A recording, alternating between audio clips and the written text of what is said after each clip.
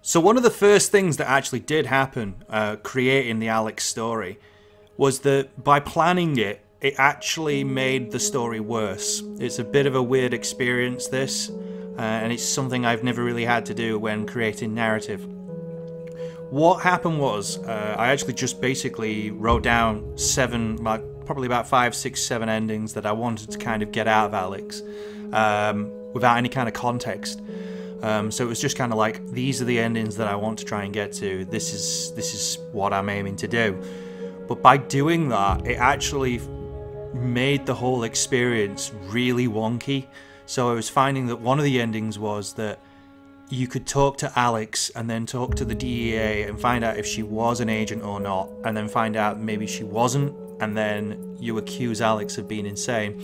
It sounded cool in planning, but to actually physically put that down in what's called Celtics as a script, it just didn't work. I was finding that everything I typed down just didn't fit with what had been said before. So it's a kind of weird thing. So like if Alex said one thing and then I was trying to kind of link that back with what Nathan was going to say shortly after, it just came out really odd and really disjointed.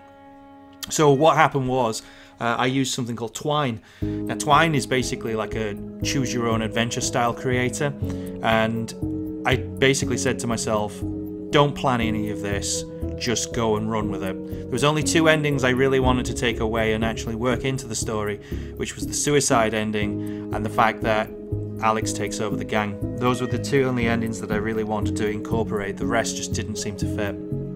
So from doing this, as you can see, there's a whole 120 different dialogue branches that you can choose from.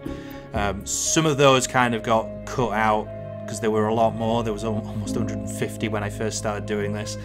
But you'll see from this, I actually managed to find different flowing ideas from this. So I was actually just basically bashing the keyboard as much as I could, and new ideas came from it. For example, one of the endings is when Alex and Tommy meet, and there's actually a bomb that Tommy has created with another guy called Grot, and that was completely on the fly.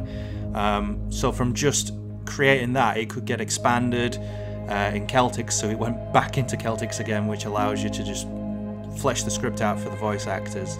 And yeah, it was a weird experience. I found not to plan was actually the way to plan this.